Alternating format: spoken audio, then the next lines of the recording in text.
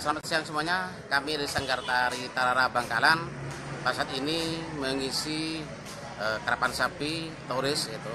Dan kita dari Sanggar Tara ini akan memainkan yang namanya musik saronen. Musik saronen ini musik pengiring karapan sapi ala Madura Timur. Sebenarnya musik karapan sapi ini ada dua. Satu ibarat itu memakai musik tuk-tuk. Nah, musik tuk-tuk sekarang sudah hampir dibawakan karena sekarang ini kalah power dengan musik saronen yang lebih keras. Nah, karena sekarang sudah membooming musik saronen, musik saronen ini dipakai oleh juga teman-teman atau pemilik karapan sapi baik Madura Barat, Madura Timur sebagainya. Nah, mudah-mudahan musik ini mewakili apa yang kita sebut dengan musik saronen pengiring karapan sapi. Selamat menyaksikan. Ya.